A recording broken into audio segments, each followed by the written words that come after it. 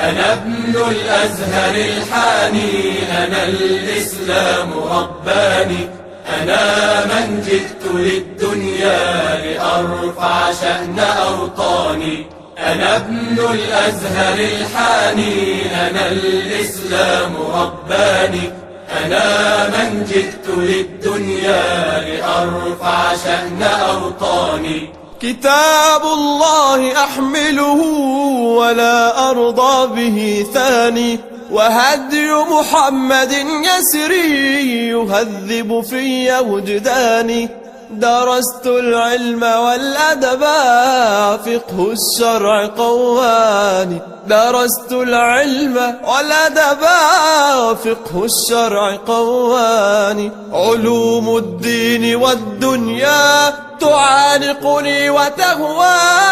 أنا ابن الأزهر الحاني، أنا الإسلام رباني، أنا من جئت للدنيا لأرفع شأن أوطاني. أنا ابن الأزهر الحاني، أنا الإسلام رباني، أنا من جئت للدنيا لأرفع شأن أوطاني. أقول الحق لا أخشى عدوا عنه ينهاني، لواء الدين أرفعه وأستقوي بإخواني. هوان العرب أرقني وبأس الغرب آذاني، هوان العرب أرقني وبأس الغرب آذاني. وصمت القوم آلمني وجرح العز أدماني. أنا ابن الأزهر الحاني، أنا الإسلام رباني، أنا من جئت للدنيا لأرفع شأن أوطاني. أنا ابن الأزهر الحاني، أنا الإسلام رباني، أنا من جئت للدنيا لأرفع شأن أوطاني. دياري يا لغربتها وقلبي مثقل عاني. أعوذ بالله من الشيطان الرجيم. بسم الله الرحمن الرحيم. الحمد لله الذي بنعمته تتم الصالحات وبفضله تتنزل الخيرات والبركات وبعدله تتحقق المقاصد والغايات. ثم الصلاة والسلام على أشرف المرسلين سيدنا ومولانا محمد وعلى آله وصحبه وسلم. أما بعد. adúpẹ́ fún Ọlọ́run, àlékún ìkẹ́ Ọlọ́run, àlékún ìgẹ̀rẹ̀ kí Ọlọ́run bá ṣe fún Ànábì wa Muhammad. Àwọn àfáà wa tí Ọlọ́run ní kí á mú mímọ̀ lọ́dọ̀ wọn, àwọn tí a gbọ́ ọ̀rọ̀ wọn tá a fi ṣàǹfààní, àwọn tá a gbọ́ wà sí wọn tá a fi ṣàǹfààní, Ọlọ́run bá ṣàlékún dáadáa fún gbogbo wọn. Àwọn òbí wa Ọlọ́run bá ṣàlékún àánú rẹ̀ fún wọn. Ní láì ní bara wa ní àsìkò lórí ètò wa ẹ̀kọ́ ẹ̀sìn Islam tí ẹ ti mọ̀ wá mọ̀ òun náà ni a wà yìí. Ní òní ntí a fẹ́ gbé yẹ̀wò òun ni a fẹ́ sọ̀rọ̀ nípa kí là ń pè ní asálàfù sọ́ọ̀lẹ̀. Ìdí ni ìdáwò wípé ẹ jẹ́ ká lọ sí madrasatu nabi, ká lọ sí madrasatu sọ̀hábà, ká lọ mú kan bẹ́ẹ̀ nínú àwọn àfáà wa àgbà, àwọn stars wa Abdul Aziz Adéwọ̀lú láti Kuliya Usuluddin ní Jami'atul Azhar Sharif. Ibẹ̀ láti lọ mú àwọn àfáà wa kí tí wọ́n bá yẹ̀nà náà òmòdú tí a gbé kalẹ̀ yìí, kí àwọn ustaz wa kí wọ́n sálámọ̀ sí àwọn aráalé. Assalamu alaikum wa rahmatullahi wa barakatuh. Wa alaikum assalam wa rahmatullahi wa barakatuh. Ohun àwọn àfáà wa náà ni a ti gbọ́. Akramakumullah, Ọlọ́run jẹ́ kí á yín pẹ́, Ọlọ́run sì jẹ́ kí á jẹ àlùbáríkà yín pẹ́. Ohun tí a fẹ́ kí ẹ bá wa yẹ̀nà náà òun ni wípé kí là ń pè ní asálàfù sọ́ọ̀lẹ̀. Ṣé asálàfù sọ́ọ̀lẹ̀ so àwọn nǹkan tí a fẹ́ kí ẹ bá wa gbéyẹ̀wò ní eléyìí. فليتفضل مشكورا. أعوذ بالله السميع العليم من الشيطان الرجيم. بسم الله المستعان الرحمن الرحيم. إن الحمد كل الحمد لله إله الأولين والآخرين قيوم السماوات والأرضين سبحانه. لا علم لنا إلا ما علمتنا إنك أنت العليم الحكيم. والصلاة والسلام على سيد الأولين والآخرين وخاتم النبيين وإمام المرسلين وعلى آله الطيبين وأصحابه الطاهرين وأتباعه المخلصين ومن سلك مسلكهم ونهج منهجهم إلى يوم الدين ثم أما بعد. هذا هو كيف نورهم. الحمد لله. أترك أتي كفانه محمد صلى الله عليه وسلم. ما نتني النبي وما باشر من الصحابة أما باشر من التابعين أما باشر من تابع التابعين أنا أقول لكم ماشي باكي وباقي آمين. ما سوالي سوالوري تيجي وان بوبي تبدي بوبا الفاوا kárí mọ́ àgbáyé nílẹ̀ Yorùbá ní Nàìjíríà lápapọ̀ ní gbogbo ayé ní ọ̀rọ̀ dákun mẹ́ṣà bá dúró tí wọ́n bá sanwó lẹ́sàrí àwọn tí wọ́n ti kú ní wọ́n bá kẹ́ wọn àwọn tí wọ́n bẹ̀rẹ̀ láyé ní wọ́n bá sanwó lẹ́sàn lóore. mọ́dún tí a wà lórí èyí òun náà ní pé kí ní jẹ́ as-salafu salih mọ́dún tó ní ṣùgbọ́gà lọ́dọ̀ elédè tàbátà pé salaf kí ní jẹ́ bẹ́ẹ̀.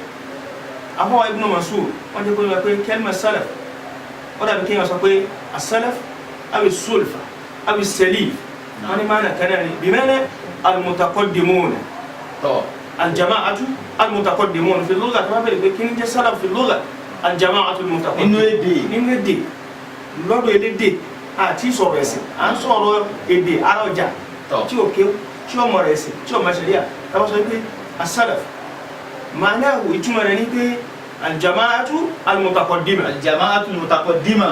ní jẹ́ as-salaf. àwọn jamaa àwọn ìpín tí wọ́n ti lọ. tí wọ́n ti síwájú. ọlọ́run jẹ́ àríyé pẹ́. so salaf àrí máa nàyẹ nínú ọ̀rọ̀ tí Ànábì wa Muhammad sallallahu alaihi wasallam tó sọ fún ìyá wa Fatima radiyallahu ta'ala anha wa ardaha. wọ́n nígbà tí wọ́n ṣe ọlọ́run múra àti máa papòdà. wọ́n ní ìyá wa Fatima wọn bẹ pẹ̀lú ẹjọ́ kan ní tí wọ́n kẹ́fín pé Ànábì ti múra àti papòdà. Allahu akbar. Ànábì wa sọ fún pé yá Fatima ما رأيت إلا الأجل أو لا أرى إلا الأجل وقد اقترب. الله أكبر. أنا نبي أصلا به واتق الله واصبري فإنه نعم السلف أنا لك. الله أكبر. ibi tí mo fẹ́ ló bẹ́ẹ̀ ni pé Ànábì sọ fún ìyá Fatima pé فإنه نعم السلف أنا لك. نعم السلف kì í ṣe pé Ànábì sọ pé Salafi ni mí. نعم السلف بمعنى معنى انت النبي فلو فún be معنى لغوي ni masalaf ana laki ni pé man dalla wí pé Ọlọ́hun ní kele ìṣáájú. Allahu akbar. Bá tí mo lè fi gbé Allahu akbar. Ọlọ́run jẹ́ àríyé pẹ́. So gbogbo àwọn Ànábì tí wọ́n ti gbáájú rẹ̀ ẹyọ kan tó ṣẹ́kù ní ìyá Fatima yìí. Ma'na ta Ànábì sọ pé fa innahu ni masalaf ana laki man dalla pé Ọlọ́hun ní kémi ó ṣáájú rẹ̀ wò tún ṣáájú mi.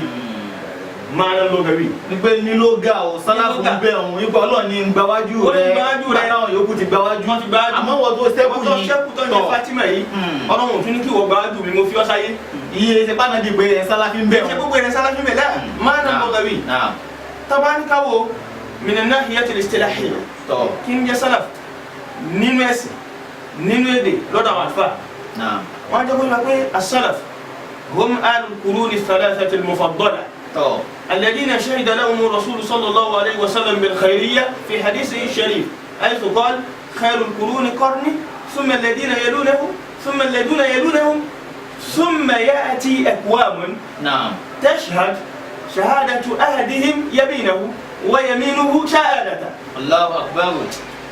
bá a ṣàlàyé fáwọn èèyàn kí wọ́n gbọ́ yé dáadáa ọ̀rọ̀ ńlá ni. wọ́n ní n ti ń jẹ́ sálàfù lọ́dọ̀ elédè àti gbẹ̀gbẹ̀ lọ́dọ̀ ẹlẹ́sìn kí ń jẹ́ sálàfù. wọ́n náà wọ́n ní kọ́rùnù sẹ́ńtúrì mẹ́tẹ̀ẹ̀ta tó ń ṣe Ọlọ́run fúnra ara rẹ̀ tó sáyìn wọn tó buwọ́lùwé wọn. Allahu Akbar. wípé sẹ́ńtúrì tó lóore jù láyé nínú ẹ̀dá Ọlọ́run nínú umma láyé parẹ́ òun ni sẹ́ńtúrì ní ànábì mú bẹ́ẹ̀ yìí àkọ́kọ́ nù. kẹ́nìmẹ̀ kọ́ni yẹn sọ́yà ànábì kú láàkọ̀ yà ànábì kú òun náà bẹ́ẹ̀. Allahu Akbar. khairul quruni qarni èyí tó dáa jù òun ni sẹ́ńtúrì ní ànábì bẹ́ẹ̀ yìí lọ́dà bí sẹ́ńtúrì. summa alladhina yalunahu. lẹ́yìn náà àwọn tó tẹ̀lé àwọn èyí àwọn náà tún lórí bíi taba'iyya. àwọn wo nu. àwọn làwọn tabi'un. àwọn tí wọ́n tẹ̀lé sàhábà. àwọn tabi'un. ajásí pé sẹ́ńtúrì àkọ́kọ́ ojú kọ́ ànábì àtàwọn sàhábà papọ̀. ànábì àtàwọn sàhábà náà bẹ̀ kéjì sàhábà nìkan. Allahu Akbar. Ọlọ́run járe yín pẹ́. sẹ́ńtúrì àkọ́kọ́ ànábì àtàwọn sàhábà rẹ̀. summa alladhina yalunahu àwọn tabi'un. bi ajma'ihim. a gbọ́ kankan bẹ́ẹ̀ ó ní summa alladhina yalunahum àwọn atba'u tabi'in ó di sẹ́ńtúrì mélòó bẹ́ẹ̀ mẹ́ta tọ́yì ọwọ́ ní summa ya'ti aw yajibu aqwamun lẹ́yìn náà àwọn ọjọ́ kan máa dé o tasbiqu shahadatu ahadihim yaminahu shahada ẹni kankan nu wọn tasbiqu yaminahu mo ma jẹ́rìí ká tó pe ẹlẹ́rìí nu wọn pé ọ̀rọ̀ tó ṣẹlẹ̀ yá ẹ̀dá kan jẹ́rìí lágbájá. Allahu akbar tí wọ́n ti pè jẹ́rìí. wọ́n ti pè jẹ́rìí. shahadatu ahadihim tasbiqu yaminahu wa yaminuhu tasbiqu shahadata. wọ́n ti ní ní ogúnra tí ó ní wọn gbọdọ̀ gbọ́ ọ̀rọ̀ ibà olóyè ṣẹlẹ̀ á ní mo fa Al-Qur'an ní gbọdọ̀ gbọ́ta lọ́wọ́ àti ìtakùn ọpẹ́rọ̀ ló ń pa. tábà wo mẹ́rin yẹn á rí pàtó àlàyé lónìí ọ̀rẹ́ ṣe lérí wa. Allahu akbar Allahu akbar. n ti ń jẹ́ sálàfù ni àwọn tí wọ́n bá nẹ́bí wọ́n gba mímọ̀ yẹn lọ́dọ̀ rẹ̀ mina sahaba àwọn tí wọ́n gba lọ́dọ̀ wọn mina tabi'in àwọn tí wọ́n gba lọ́dọ̀ àwọn yòówù mina atba'i tabi'in ní ń jẹ́ sálàfù. ọlọ́njẹ́ arẹ́yìn àgbàlagbà pẹ́ gẹ́gẹ́ ti sọ ẹ ní gẹ́gẹ́ bí àdìsá anábì wà fún àtẹ́ká fún wá sí ibi anábì ní àwọn tí wọ́n lóore tó wé parí sí lọ́dọ̀ ní àwọn sẹ́ńtù mẹ́ta yìí tọ́ níta fẹ́ kẹ́yìn àgbàlagbà tó wà yànnàná lórí ètò yìí ni pé ṣé àwọn kan tún lè dé lẹ́yìn àwọn tá à ń sọ yìí tí wọ́n tún ní oore àbí kí n gbé báyìí pé ṣé oore ń ṣé fún gbogbo àwọn ìjọ yìí lápapọ̀ ni mọ̀jìmúwà àwọn ni àbí àwọn àfúrádù kọ̀ọ̀kan níbẹ̀ àbí ṣẹ́lómìnà tún lè dé lẹ́yìn àwọn ará bíi tóun náà ó mọ ní tìmọ̀ òsì sáláwùká eléyìí náà ò sáláfì lòun náà pẹ̀lú iṣẹ́ táwọn alákọ̀ọ́kọ́ ṣe. ọlọ́run kó bá mi sàn yín lẹ́sìn lóore. Alhamdulillah. a ti yanjú kí ló ń sálàf. kẹ́mi sálàf láti fi gàgà kún. àṣìṣe ti bá àwọn afá bẹ́ẹ̀ pé ẹ lè fi ti bá àwọn aṣáṣì wo pẹ̀lú kẹta pé àwọn sahaba àwọn tabi'un àti atba'u tabi'in ẹ ti bá àwọn aṣáṣì wo. a lè fi ti bá àwọn zamani wo lọ́nà àbò ní àpéyìdá wọ́n jẹ́ pé wíwá pé etí bá dùsàmọ́ nìkan sọ pé 100 years àkọ́kọ́ lójú ayé ànẹ́bì kọ́ni nínú summa alladhina yalunahum 100 years ẹlẹ́ẹ̀kejì summa alladhina yalunahum 100 years ẹlẹ́ẹ̀kẹta kọ́nù mẹ́ta àwọn sọ pé ẹbí ti bá dùsàmọ́ nìkan kó máa jẹ́ 300 years lẹ́yìn ànẹ́bì gbogbo àwọn tó bá ti kó sínú 300 years yẹn wọ́n bẹnu sálàf àmọ́ máàna sálàf kí n tó wá sínú béèrè tí ẹ béèrè máàna sálàf ti gé máa sálàf ó wà kọ́ọ̀sì lẹ́yìn àwọn mẹ́tẹ̀ẹ̀ta yẹn tó bá ti jẹ́ sàábé tó jẹ́ tábìyìn tó jẹ́ tábìyìn ó lè jẹ́ sálàf. yìí tá à ń gbọ́dọ̀ ni pé àwọn sálàf sọ pé táwọn àwọn sálàf tó wà dárúkọ àfa kan tó sí tá a sì jọ láyé lọ́wọ́ tí wọ́n jẹ́ màá sì wọ ńlá alábùfáàmì tó wà lóbi àìgbọ́ èdè yé àìmọ́kíni kẹ́dùmẹ̀ tí sẹ́rí àfi ń sọ̀rọ̀ mọ̀túkù sẹ́rí àmọ̀ fún mọ̀lẹ́wí wa sálàf ti gan àmọ́ sálàfíyà isi bɛ n jɛ salafiya tɔ kɔnɔ yaari yi bɛ òun ni anájú alasẹ́yìrì salafi sọ́ọ̀lẹ̀ pẹ̀lú nǹkan mélòó pẹ̀lú nǹkan mẹ́ta bí mẹ́rin aqidatan wa ibadatan wa khuluqan wa sulukan. Allahu akbar. n ti jẹ́ salafiya ni pé kéèyàn tọpa àwọn tá a ti dárúkọ yẹn láti rí ànábì tọpa sábẹ́ tọpa àwọn tabi'un tọpa atba'u tabi'in wọn kọ́ ṣe wọn níbi kíni aqidatan àdìọ́kàn ntúwọ́n ní lọ́kọ̀ fẹ́ tọ́ báwo la á yàn àtọ́lọ́ ṣe rí kí ni jẹ́ ìsìlámù gan tó ní ma ṣe náà ń da kọ́ ma ṣe nǹkan mí nulẹ̀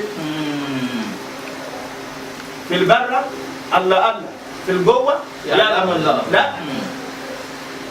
fil aqida wal ibada ọlọ́run kí ni ọlọ́run tàwa ní kíláwé fi mú ṣe ọ̀rọ̀ kìfìrí kò sí tó mú lẹ́mí àwọn sàábẹ́ tọ́tayọ ọ̀run tọ́tayọ wákàtí márùn-ún ọkọ̀ ṣe wọn fil aqida wa fil ibada wa fil khulqi wa suluk ó kú àbí sàábẹ́ ọ̀rọ̀ pé bẹ́ẹ̀ mi ṣe mọ tèmi wù nìyẹn á bó ti wù ẹ́ kọ́ lórí wọ́n ti wù ó kalẹ̀ wọ́n náà wù bẹ́ẹ̀ tí wọ́n náà fẹ́ ní tìmáwò sí wọn. ẹ ṣeun kì í ṣe bó ti wù ẹ́ lórí bó ti wù ọ́ náà àtàndẹ́bì kórìí gbọ́dọ̀ rí. so ti ń yẹ sàlàfíà tó bá ti ń hùwà bí àwọn sálàf tó tún ṣe bí sálàf tó tún sọ̀rọ̀ bí wọn tó ń kírun bí wọn anábì tó ní sọ́lù kẹmẹ́ ọ̀rọ̀ ẹ̀tún mú ní òṣọ̀lì ẹ máa kírun bẹ́ẹ̀ ti rí mi tí ń kí so ọ̀rọ̀ à ń bẹ̀ wọn kò túmọ̀ sí pé dandan kéèyàn fojú rí. àgbọ̀yé bàbá kọ́nà járe yín bẹ́ẹ̀. bẹ́ẹ̀ ti mọ̀ pé máa ń kírun. ní tí mo gbọ́ inú ọ̀rọ̀ yìí ni pé àsàlàfíyà ẹ̀ àbí ká ní sálàfù sọ́lé ẹ̀ kìí ṣe mọ́sí àbí mọ́nẹ́hàjì ni. ní padà sọ̀rọ̀ níbẹ̀ mọ́nẹ́hàjì ni wà hizb. torí àsìkò kọ́nà járe yín bẹ́ẹ̀. mọ́nẹ́hàjì ni wà hizb. kì í ṣe pé nìkan kan lè gbẹ̀rẹ̀ pé àwọn sálàfù nílá àwọn sálàfì nílá sálàfíyà gbogbo wa yìí tábà ti ń ṣiṣẹ́ àlànà àbí sálàfì sọ́ọ̀lì sálàfíyà ni wa. bẹ́ẹ̀ni àlùfáà wa Ibn Uthaymin radiyallahu ta'ala anhu لابد لكل مسلم أن يكون سلفيا. الله أكبر. واجب ní kó jẹ́ salafi. الله أكبر. ó ní àmọ́ kì í ṣe bilintima abilintisab ila firqatin salafiyya. kì í ṣe kó sọ pé salafi ni mí kárí kí ló dé bí ẹ̀rí wa ẹ̀rí tíra Ibn Taymiyyah lọ́wọ́ mi ẹ̀rí tíra Albani lá ọmọ jẹ́ salafi bilintima sáwọn salaf pé nkọ́ṣà Nabi nkọ́ṣà àwọn sahaba nkọ́ṣà tabi'in nkọ́ṣà báwo tabi'in kì í ṣe pẹ̀lú kó ní nígbà sí ìṣòro. So èèyàn tó bá ti ní nísìbà sí wọn fúnra rẹ̀ bí i ṣe báwọn sàhábà ti máa ń ṣe èyí ṣe báwọn tábìyìn mo rí lápọ̀lẹ̀ pé ànábì máa ṣe báyìí sàlàfí kódà kó mọ́ ní tí máa ń sáwọn ọjọ́ kan kódà kó má fẹ́ràn wọn kì í katira fún tèmi àríyá eré ìpínlẹ̀ sàlàfí kì í katira fún tèmi kì í sàlàfí láà àyílágbó yẹ sí ní jẹba. So khairiyya yẹn ǹjẹ́ ó ṣẹ́kù náà tánábì fi ròyìn àwọn yẹn fọ́tò tó fi ròyìn wọn khairiyya yẹn pé ṣó ṣẹ́kù pé khairul quruni qarni ó ṣẹ́kù. Allahu Akbar. Kò sí lè tán. Allahu Akbar. Ila qiyami sa'a. Kí lè rí ẹ̀? Naam. Ẹ̀rí ẹ̀ ni pé Ànábì wa Muhammad sallallahu alaihi wasallam. Ànábì ní la ya'ti 'ala an-nasi zamanun. Àwọn kan ní la ya'ti 'amun 'ala an-nas. Illa wa yakunu ma ba'dahu asharru minhu. Ànábì ní àsìkò kan ní dé wá bá wọn yẹn. Kọ́má sọ pé bí èyí tún wọ́ọ̀sì o. Ànábì ní ẹ̀fún ọlọ́kàn balẹ̀ next year ó tún wọ́ọ̀sì bẹ́ẹ̀ lọ. Ayé ti lọ tí ó ti lọ parẹ́. Ad-dunya ta'udu ila al-waqa. Bẹ́ẹ̀ni. So kila fẹ́ ló ń bẹ ni pé khairiyya yẹn mọ bẹ lakin tankus tatanasa. Allahu Akbar. Tora ní sànẹ́bì ni pé ọdún kan ní wá bá mi yẹn àti kó jẹ́ ọdún tó tún bọ̀ lẹ́yìn èyí yóò wọ́ síbi tán lò lọ́wọ́ lọ. So khairiyya yẹn ò ní tó nǹkan mọ́ àmọ́ yóò mọ bẹ. Al-Imam al-Busayri radiyallahu ta'ala anhu ó ní lamma da'a Allahu da'ina li ta'atihi bi akrami rusuli kunna akrama al-umam. Allahu Akbar. Táwọn náà mi bá ń jẹ́ Abdul Rusul àwọn tá a tẹ̀lé àmọ́ jẹ́ Abdul Umar khairiyya yẹn ò lè tán. Tó rọrùn kò sọ fún wa kó tán. Tábà wọnú tí ọlọ́run ní والسابقون الأولون من المهاجرين والأنصار والذين تبعوهم بإحسان رضي الله عنهم ورضوا عنه والذين تبعوهم أفوى شوكاني الذين تبعوهم إلى قيام الساعة. الله أكبر. من الصحابة تقولين بين الصحابة توسين المهاجرين توسين الأنصار. بين. وتيجي بتوبك بين. الله أكبر. من الصحابة والتابعين وتابع التابعين إلى قيام الساعة. So kí ló fẹ́ yọ wá kó nu sálàf billahi alaykum. Afọlọ́n bẹ̀yìn kí ló fẹ́ yọ mùsùlùmí tí ń kírun bọ́lọ̀ tí ni ó kí ń gbà ìwọ́lọ̀ tí ni ó gbà ń ṣe ń tọ́lọ̀ ń fẹ́ kí ló fẹ́ yọ kó nínú dáìra sàlàfíyà. So khairiyya yẹn ṣẹ́kù àmọ́ yóò máa dínkù gẹ́gẹ́ bí òun ṣọ̀rọ̀. Ajásí pé sàlàfíyà yìí mọ́níhàjí kan ni mọ́níhàjí yìí kò pín lórí àwọn kan tó bá àwọn kan gbà wípé ntí àfọwọ́ àgbàṣe Ahmad bọ́nà Hanbal àti Sheikhul Islam Ibn Taymiyyah àti ọmọ kéwọn Ibn Qayyim àti Sheikh Abdul Wahhab tí wọ́n ṣe àwọn gbà báwọn yìí wọn tó bá ti ní ti sábà sáwọn yìí nìkan ní sálàfí. náà tabaníkà wọ̀rọ̀ yẹn a rí pé wal babul wahid alladhi kusira fil Islam wa dakhalat min qibalihi al-fitna mushkila problem kan tá àkọ́kọ́ nínú yẹn. àkọ́kọ́ ṣòro tá a ní nínú ẹ̀sìn yìí níbi ahsabu ló ti bẹ̀rẹ̀ lójú ayé ànábì fúnra rẹ̀ sallallahu alaihi wasallam khawarij ni ṣíyàn ni bákan rọ̀fídọ̀ ni ìbẹ̀rẹ̀ tó wọ́n ní mùsùlùmí. káwọn kan bá rí gbogbo à ń pínra wa níjọ níjọ à ń yára wa lọ́tọ̀ àti ìyá lọ́tọ̀ àwọn sọ pé pátì tiwa lọ́dà jù pátì tiyín lọ́dà jù pátì tọ̀hún lọ́dà jù gbogbo èyàn lè ní tìmọ̀ sí sàlàfíà láì ní ìbáṣe pẹ̀lú ṣé Ibn Taymiyyah ṣé Ibn Abbas ṣé Ibn Abdul Wahhab àwọn kan ni wọ́n jẹ́ rọ́ọ̀sù fún sàlàfíyà kí ẹ̀ wá sọ pé kárí kí ẹ̀ ṣe tàrífù ẹ̀kọ́ ní tàrífù sálàf ń bẹ́ẹ̀ náà àfáà tó ṣe pé ẹ̀ define sálàf fún wa sálàf òun ni kí ẹ̀ sọ pé Ahlus Sunnah wal Jamā'ah lá tí ẹ̀ bá sọ bẹ́ẹ̀ bí ẹ̀ ń pè yẹn kọ̀ yára ntọ́lọ́wọ́ àtúlákọ̀ rẹ̀ bí ẹ̀ ń pè yẹn dọ̀ yakọ̀ ntọ́lọ́wọ́ àfsáhà rẹ̀ ntọ́lọ́wọ́ mi ní sílẹ̀ ó sílẹ̀ bẹ́ẹ̀ ní bọ́dún ló ń jẹ bẹ́ẹ̀ sáà gbogbo kálukú ní ọmọ wọbẹ̀ èyàn jẹ́ káfíńtà kò ní kọ́ mẹ́jẹ sálàfí. Allahu Akbar káfíńtà lè jẹ́ sálàfí àwọn oníṣẹ́ ọwọ́ ń bẹnu sábẹ́ ànábì. Allahu Akbar ní náhíyà yẹn as-sahaba laysa kulluhum fuqaha aw laysa jami'uhum fuqaha. Allahu akbar. Gbogbo àwọn sàábé kọ́ ni fún àfún fíkíù gbogbo wọn kọ́lá fún ní hadith Allah. ń bẹ́ ni oníṣẹ́ ọwọ́ ni Allahu akbar. òde yọ sàhábíyà rẹ̀ kó lára rẹ̀ ẹwọ́n àwọn tó ń pè ní al-muksiruna min ar-riwaya àwọn àfáà hadith ni wọ́n Allahu akbar. Abu Hurairah, Sa'd, Jabir, Anas, Siddiq, yawa Aisha, wa Ibn Abbas, wa Ibn Umar muhaddithuna làwọn yẹn nínú àwọn afọ́ onífíkíù ni wọn al-Imam Ali radiyallahu ta'ala anhu afọ́ onífíkíù ni Zayd ibn Thabit afọ́ onífíkíù ni Allahu akbar. so gbogbo sàábé ibi tí mo ti lọ ní pé gbogbo sàábé gbogbo wọn kọ́ la fọ́ onífíkíù gbogbo wọn kọ́ ni muhaddithun ìbẹ́ni wọn tó dà fọ́ onífíkíù ìbẹ́ni wọn tó dà fáládìs kí wọ́n fáládìs lónìí wá ní pé àfọ́ onífíkíù kì í ṣe sàláfí la. lẹ́ẹ̀ Allahu akbar. èyàn lè jẹ́ wẹ́dà kó jẹ́ sàláfí Allahu akbar. mádàmọ̀ tó níṣẹ́ ọwọ́ ti ń jẹ́ sàábé tí ó dẹ̀ gé sàábé kúrò lára rẹ̀ kí ni ń jẹ́ sàláfíyà sọ́ni tì máa ń kírun bí sàláfí ti ń kí báwọn sàláfù sọ́ọ̀lì ti ń kí ń gbà ẹ̀mọ́ ti ń gbà ń hùwà bọ́n ti ń hùwà pẹ̀lú kó mú nǹkan mẹ́rẹ̀ẹ̀rin tá a sọ ẹ lára wọn aqidatan wa ibadatan wa khulqan wa sulukan. Allahu akbar. sákìdá rẹ̀ ò yàtọ̀ sákìdá àwọn sàláfù sọ́ọ̀lẹ̀ ìbádà rẹ̀ ò yàtọ̀ ìwà rẹ̀ ò yàtọ̀ àdìọ́kàn rẹ̀ ò yàtọ̀ ìbáyẹn ló rẹ̀ ò yàtọ̀ irú ẹni bẹ́ẹ̀ sàláfì. Allahu akbar. gbogbo nǹkan tó wà òkò jẹ. kó máa ṣe bẹ́ẹ̀ kó máa kéwú kódà kó yẹ tí ń fi dí èèyàn. sàláfì ni. Allahu akbar. ṣé nǹkan mẹ́rẹ̀ẹ̀rin yóò bọ́ fún sàláfì ni. Allahu akbar. tó àṣẹ nígbà rẹ̀ sọ́dọ̀ Ibn Taymiyyah. èyí ṣọ̀dọ̀ àwọn mẹ́rin òun nìkan ló pin. àwọn náà ní tìmọ̀ wò. wọ́n ní tìmọ̀. sọ pé wọn ní tìmọ̀ wò sí. wọ́n ní. ẹlòmíì tí èṣà wọn náà ní. wọ́n ní tìmọ̀ wò sí. Allahu akbar. tí o sì nǹkan tí ó yọ sàlàfíà rẹ̀ pọ̀ lára rẹ̀. Allahu akbar. tani eléyìí káfíńtà ń pèrè sàlàfíà rárá sàlàfí. so ẹ gbọ́dọ̀ ṣé kí n ṣe ìgbìnáwó rẹ̀ pé tàbá ti ń sọ̀rọ̀ sàlàfíà o Ibn Taymiyyah là ń sọ Ibn Abbas là ń sọ Ibn Qayyim lá tẹ́yàn bá sọ bẹ́ẹ̀ fàkẹ́hánà òyìnbó yìí kò fọ́sí hàn. Allahu akbar. wọ́n yóò kọ́ yìí mutlaqan. Allahu akbar. tọ́lọ́mù òfúnlẹ̀ mọ́ ló ń fúnlẹ̀ mọ́. Allahu akbar. kò sì jẹ́ kó rí bẹ́ẹ̀. àfàwà Ọlọ́run jẹ́ kí á rí yín pẹ́ Ọlọ́run sì ní dàlákà yẹn rú. òun ni pé mọ́kífù sálàfù yìí ṣé mọ́kífù tẹ̀kídìsì ni yí pé ẹni tó bá ti jẹ́ sálàfí ṣé ó lè gbogbo ọ̀rọ̀ tó bá ti sọ ṣé hújà kọ́ tí ẹ̀rí tá gbọ́dọ̀ máa lò ní àbí àfilẹ̀ gbọ́rọ̀ ẹ̀yẹ̀wò ẹlòmíràn tún lè sọ̀rọ̀ tóun náà ó tún ní tí ó tún ní wúlò níbòmí jọ̀rọ̀ tẹ́ni ń sọ àbọ̀wọ̀ tó bá ti sọ ó ṣe dédé Al-Qur'ani àbó ṣe dédé ọ̀rọ̀ Ànábì.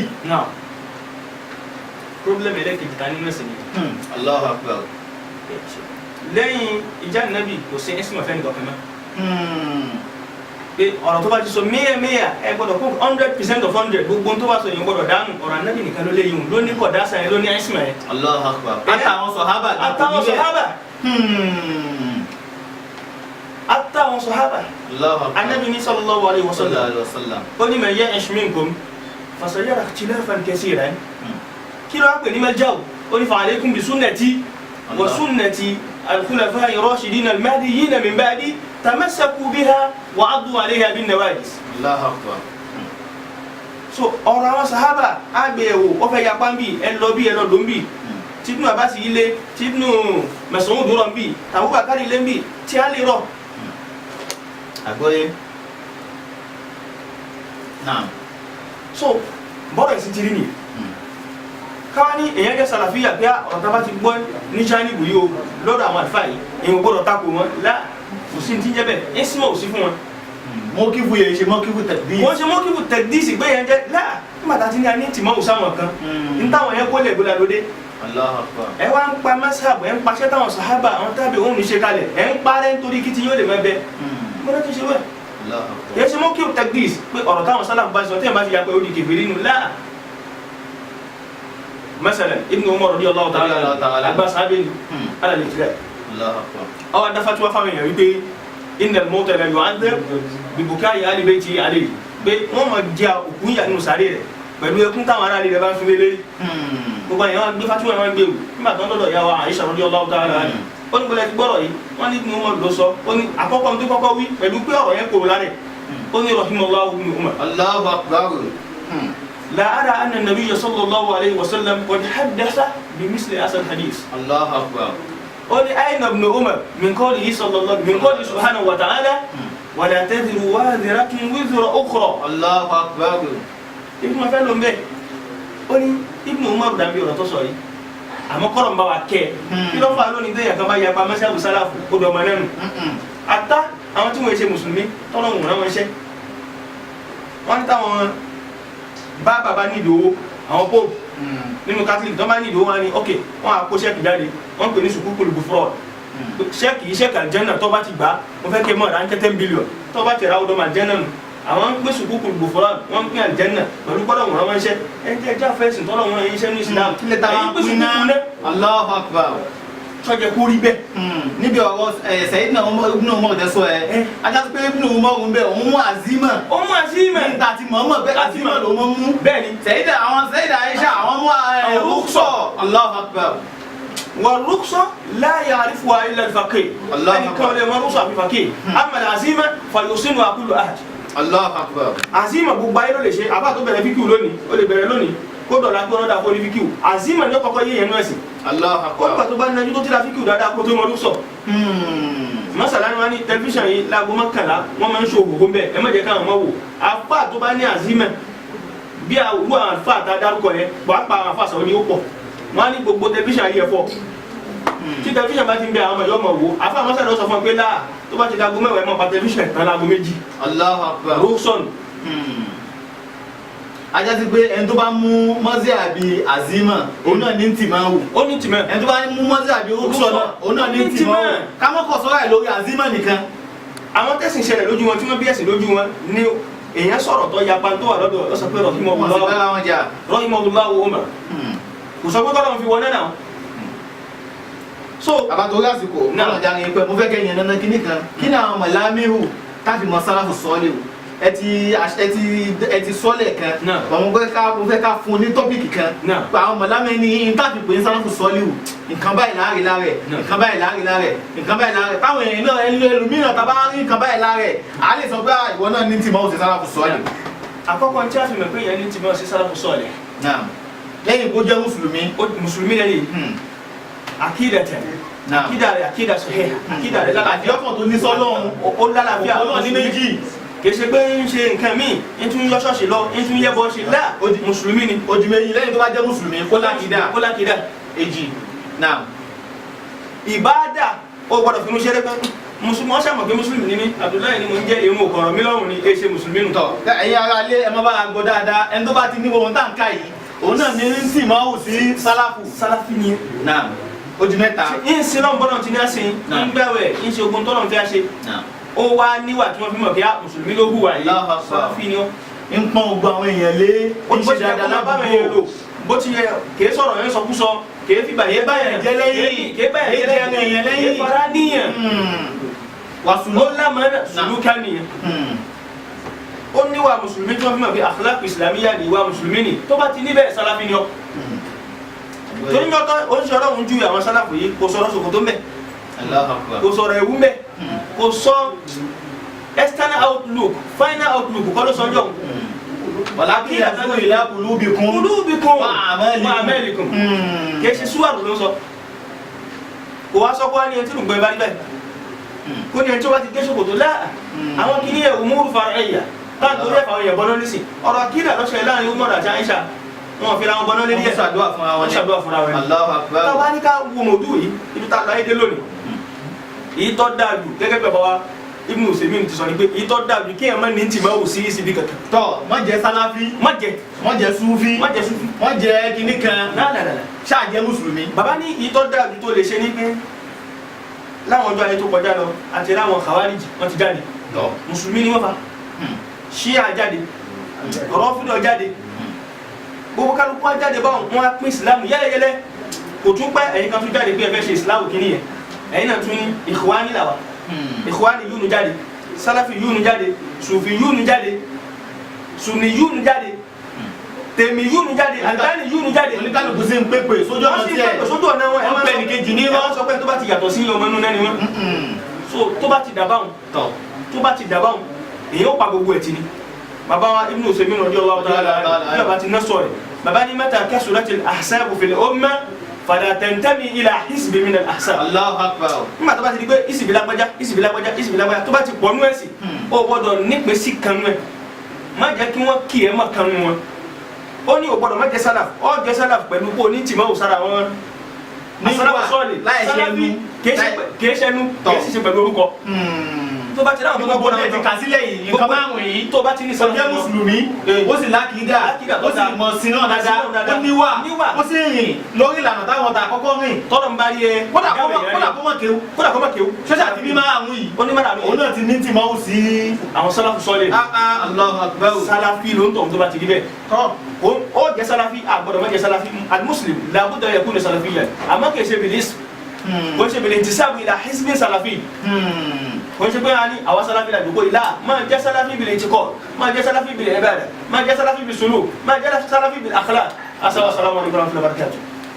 àfáwà kọ́lọ́n tẹ̀ jẹ́ kí a rí yín pẹ́ eléyìí tí ẹ ṣàlàyé fún wa ó wúlò fún wa ó wúlò fún gbogbo àwọn tí wọ́n ń gbọ́ wa nínú tí a gbọ́ nínú ọ̀rọ̀ àfáwà wọ́n jẹ́ kó yà pé táwọn pè ń sálàfí ó bẹ̀rẹ̀ látọ̀rí ànábì àwọn tí wọ́n tẹ̀lé ànábì ti ṣe tábì àwọn tí wọ́n tẹ̀lé wọn ti ṣe tábì tàbí àwọn yìí là ń pè sálàfí gbogbo táwọn ẹni wá gbé tí wọ́n gbé dání nǹkan márùn náà ni bẹ́ẹ̀ bá ti jẹ́ mùsùlùmí àkọ́kọ́ tíyẹn sì jẹ́ aládé ọkàn dáadáa sọ́lọ̀ kò sí ọlọ́ méjì ó sì ní bàdà tí ń sin oúnjẹ ó sì fọ́nà ó sì níwà ó sì ní báwọn yìí ti rìn òun náà ti ní ìtìmọ̀ òsùn ó ti ní mẹ́tẹ̀ẹ̀ta yẹn àwọn ni sálàfí ẹni tó bá ti tẹ̀lé máa ti ń ṣe sàlàfí lòun náà èèyàn tó gbà fún wọn lóhùn nìkan fúnra rẹ̀ sàlàfí ni Ọlọ́run jẹ́ kí a rí yín pẹ́ kí ọlọ́mọ òwò làákàyè òun náà ni a ti gbọ́ ẹ̀yin tí ẹ̀ ń wò wá ní ilé àwọn àfáà wa Sheikh Abdulaziz Adéwọ̀lú Habibullah Adéwọ̀lú láti Jami'a Azhar Sharif Kuliya Usuluddin àwọn ni wọ́n yànnàná ètò yìí àti ọ̀rọ̀ tó jásí kó ti ń jà ràn táwọn kan ti gbà wípé àwọn apá kan nínú àwọn èèyàn àwọn ni sálàfí ẹni tó bá ti yàtọ̀ sí wọn òun ṣe sálàfí wọ́n jẹ́ kó yọ ayé pé in tó ń jẹ́ sálàfí mọ́nẹ́hàjí ni ọ̀nà ni tó ní kálukú lè rìn tó náà lè bá wọn àwọn tí wọ́n tá à ń sọ yìí tí wọ́n àwọn kan pè wọ́n sálàfí ni wọ́n àjí rẹ̀ ẹlòmíràn tó bá rìn lójú ọ̀nà táwọn sálàfí rìn òun náà lè di sálàfí èèyàn lè jẹ́ kámẹ́ńtà kó jẹ́ sálàfí èèyàn lè máa ya fọ́tò kó jẹ́ sálàfí èèyàn lè máa ṣe télọ̀ kó jẹ́ sálàfí tó bá ṣàti ní gbogbo nǹkan tí a kà sílẹ̀ yìí kí Ọlọ́run kí ó gbà ní ìbádà fún wa Ọlọ́run kó sì ṣe ní kó fi sínú mizan hasanati wa gbogbo ẹni tí ẹ ń gbọ́ wa náà Ọlọ́run jẹ́ kí ó wúlò fún yín Ọlọ́run jẹ́ kí ó wúlò fún wa ká mọ̀ pé nìkan kèfèrí Ọlọ́run ló ní kèfèrí lọ́dọ̀ ká sí náà bọ́lọ̀ ti ní àsìn ká náà lè nípìn nínú oore táwọn ẹbí fi wòye àwọn aláàkọ́kọ́ kó lè dé bá àwa náà eléyìí à ń mú ètò yìí wá sí òpin báyìí wasalaamu alaikum wa rahmatulahi wa barakatuhu. أرفع شأن أوطاني دياري يا لغربتها وقلبي مثقل عاني وجامعتي لها سبق إلى الآفاق أعلاني تصدع صرح عزتها ولكني أنا الباني تصدع صرح عزتها ولكني أنا الباني حماة الحق مدرستي ورد الظلم عنواني أنا ابن الأزهر الحاني أنا الإسلام رباني أنا